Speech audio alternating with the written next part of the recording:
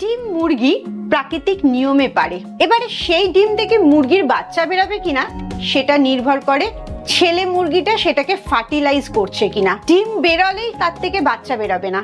যতক্ষণ না ছেলে মুরগিটা সেটাকে ফার্টিলাইজ করছে ততক্ষণ মুরগির ডিমে কোনো প্রাণ থাকে না। আর আমরা যে ডিমগুলো খাই এই ডিমগুলো দোকান থেকে কিনে আনি পোল্ট্রির মুরগির ডিম। এই ডিমগুলোকে কখনোই ফার্টিলাইজ করা হয় না, কারণ মুরগিগুলোকে এমন একটা জায়গায় রাখা হয় যেখানে কোনো পুরুষ মুরগি থাকেই না। তাই কখনোই এই ডিমগুলো তুমি যত দিনই তাপের মধ্যে রাখো না কেন কোনো বাচ্চা বেরোবে না, কারণ এই ডিমগুলোর ভেতরে কোনো প্রাণ থাকে না।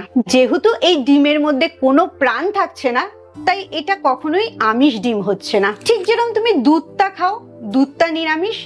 এই নন ফার্টিলাইজড ডিম যেটার মধ্যে প্রাণ থাকছে না সেটাও নিরামিষ। তাহলে কোন ডিমগুলো আমিষ?